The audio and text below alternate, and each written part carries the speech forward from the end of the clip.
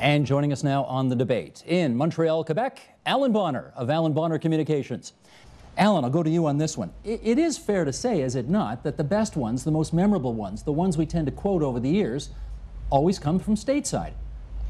Well, I think that is a fair comment, and I don't think that means we're a lesser democracy or anything. It's a matter of culture and structure, and with deference to what was just said, we were in World War I and World War II before the Americans and lost more people in that war. We've had our own rivers of blood and our honorable work around the world, and we do have a bit of a revolutionary history. I know 1837 wasn't as big a deal as the Civil War. But I think it's our structure. We're a parliamentary system. We separate the head of state and head of government. Whatever else our prime minister is doing, he or she is not the head of state. Whereas in America, where they have combined the head of state and head of government, there is, by definition, in a presidential speech, a certain regal tone, and they're aiming at a lofty quality that is kind of like Her Majesty's Christmas message, combined with a workaday trench warfare politician. That's why they get that oratory. The second reason is they have opportunities to do so. Great to do a budget speech, and those are important matters in the affairs of state, but it's not the State of the Union address. It's not the inaugural address. We have no such thing. The maiden speech in Parliament by a prime minister may be the 100th time he or she spoke in Parliament. A throne speech is read by the Governor General, not a politician. So we don't even have an opportunity for our politicians to make a great speech the way the Americans do. Allan, you used to write speeches, I presume, for Mel Lastman when he was the mayor of North York and you worked for him. Yes, Did you ever write anything memorable for him? All the time, every week, Steve. It's just nothing is coming to mind. I used to, by the way, use the trick of writing on a 3x5 card, because in Canada the other difference is we don't have a lot of money in our political campaigns. You can't take a teleprompter to every event, so a little 3x5 card is a good cheat sheet to have. Now, Mel Lastman has admitted publicly that he has some trouble reading, perhaps a touch of dyslexia. So I once wrote that he was appalled by recent developments, and he read the 3x5 card and said, applauded? Who on earth would be in favor of this? Who's applauding this? And I had to reverse the letters. Let me say a word about Ted Sorensen, because I was in Denver and I was in a small room with him there. And by the way, Jean-Jacques Rousseau was the first one to do the Ask Not idea, and Sorensen's genius was to make it his own and make it memorable. Here's a line from a Kennedy speech that is 23 words long, but it sounds like several short sentences. The times are too grave, the challenge is too urgent, the stakes too high to permit the customary passions of political debate. So it was a great partnership between a great writer and a great performer. When I write a speech for someone, I deliver it orally. I want them to hear how it should sound, not read a piece of paper and edit it.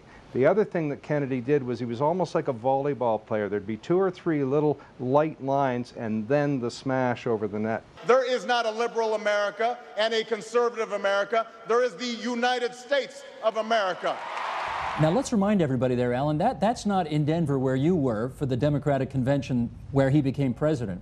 That's in 2004. He's a guest speaker. A lot of people haven't even heard of this guy yet. Talk about the impact. And that was the launch of his candidacy. I mean, almost instantly people were talking about him as a candidate. But I've got to go out on a limb here and say I don't think Obama is technically as good a speaker as people are giving him credit for. Here's a quick example. When John Kennedy went to Berlin and made his famous Ich bin ein Berliner speech, which I think could also be called the Let Them Come to Berlin speech. Great speech. Ronald Reagan went there some years later, 15 or so years later, and he did his, I think, a better speech, more substantial public policy matters in it.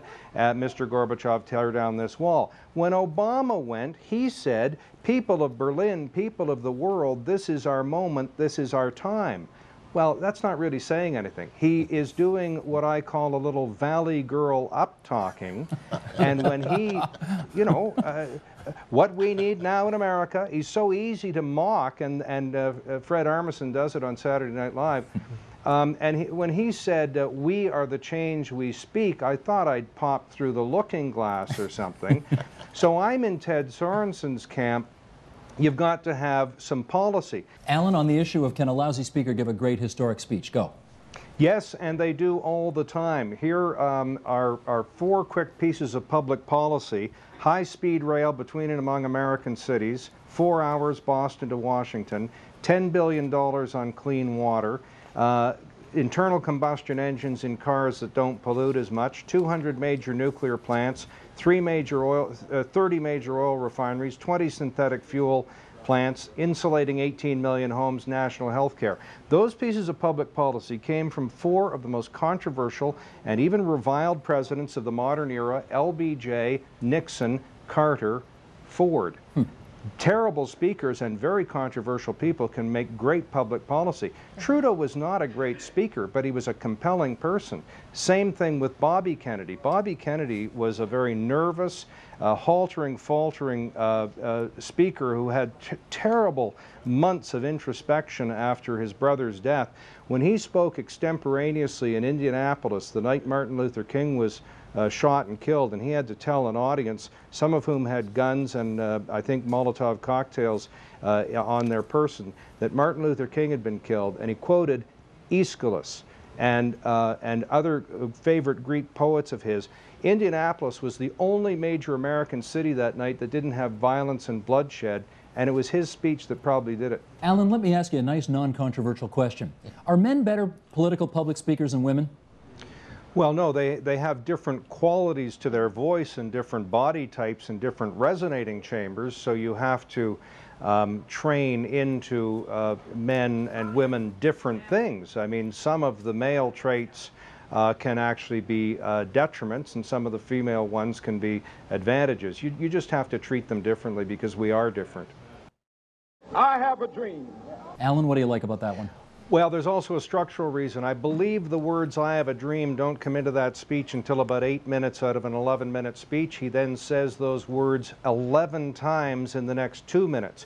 He also says "let freedom ring" 11 times. That could be called the "let freedom ring" speech. He is harnessing American religious and secular touchstones, including the Baptist call response. There is a lot of complexity and culture in that speech that we in a new century and in a different country can't fully understand, but that's a very complex piece of work. Tell me quickly, what are the words that would never get past a focus group today that were in that speech? Oh, come on, the words of words dripping with the lips dripping with the words of nullification and interposition. You'd never get through that through a focus group, and you couldn't get Aeschylus that Bobby Kennedy quoted through one either. To our friend out of town, Allan Bonner from Allan Bonner Communications Management, Inc. Allan, always good to have you on the program. Appreciate you coming in tonight.